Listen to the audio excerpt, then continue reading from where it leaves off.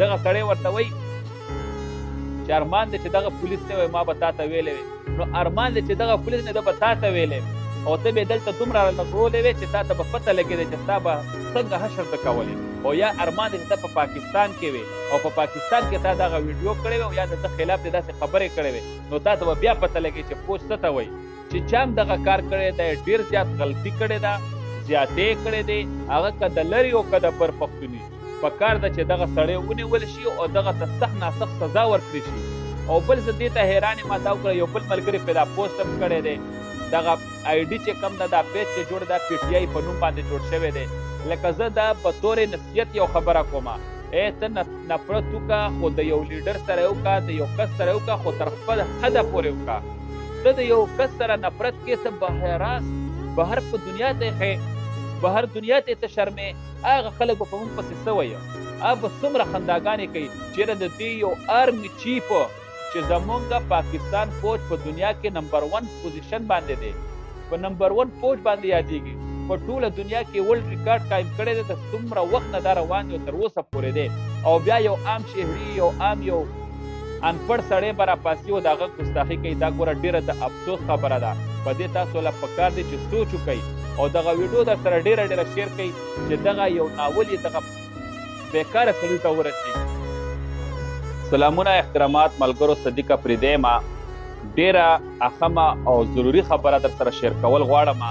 امید لرم چې ستاسو به خوښه شي او دغه ویډیو مخکې شیر کړئ که تاسو د هرې پارټۍ سره تعلق ساتئ نو بلکل ساتئ دا زمونږ او ستاسو چې کوم نفرت دی دا تر ملک کې دننه دی یو خو دا تاسو په دې کې دا کمنټونه غلط مه کوئ بل دا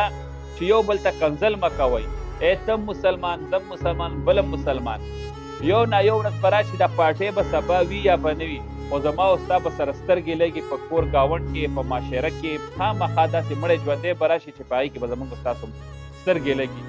نو داسې کار بالکل مه کوئ چې بیا یو بل ته ملامته و یو بل سره سترګې نه شو غړولی دا یو واقعه مخکې له راغلی دا په فرانس کې د جنرال جاوید باجوا چې یو پښتون ورور به ورته ووایو ناپوهي به د ده ووایو چې ده ته دغه یو ویډیو کړې ده او د ده یې ډېره زیاته بېزتي کړې ده دا ګوره زموږ ټول ملک پاکستان دپاره ډېره د شرم خبره ده ګوره که جنرال جاوید باجوا هر څنګه وي او هغه موږ ته هر څومره یاد څوک وایي موږ سره ظلمونه کړي او څوک وایي چې څنګه او څنګه که نه که هغه هر څنګه هغه زموږ تر ملک دننه خبره ده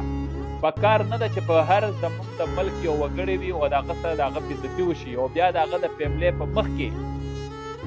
هسې هغه به څومره تاسو ذلیله کړي هلته که په دغه لاره باندې کوم خلک ځي او بل دغه کس بار دغه یوه خبره کوي چې تا افغانستان کې د شریعت خبره کړې او تا افغانستان کې د جهاد خبره کړې چې افغانستان کې جهاد روا دی افغانستان کې جهاد روا دی نو دغه سړی خو ما ته بالکل پاکستاني ښکاري نه ځکه چې دا یو کس به عام راپاسي او دا به زموږ د ملک د یو لیډر یو د اعلی عهدهدار بېزتي کوي دا لرې ورځ نه ده دغه سړی به ګرفتار شي او دا به بیا د ده سافټویر اپډیټ به هم راشي خو زه تاسو ته درخواست در کوم چې خپل سیاسي اختلافات د خپل حده پورې ساتئ دومره نفرت مه کوئ چې تاسو نه خپل عزت هیر شي د بل عزت در نه هیر شي نو تاسو ټولو ته مې دا درخواست دی چې ګوره هېڅکله هم داسې ویډیوګانې مه کوئ چې هغې سره ستا بېزتي کېږي ستا د لیډرانو بېزتي کېږي ستا د مشرانو بېزتي کېږي دا ګوره د ستا بېزتي په اول سر کې ده دا چې کله غیر ملکي سړی ګوري نو هغه په تا پورې خندا کوي داسې خلک داسې ملکونه شته چې هغه په اردو هم پوهېږي او په پښتو هم پوهېږي او هغه دغه ویډیو ګوري او هغه ته دا پته ولګي چې پوه دا د دې ارمي چیف او دا وګوره د یو عام شهري راپاڅېدلی او د ده ګستاخي یې کړې ده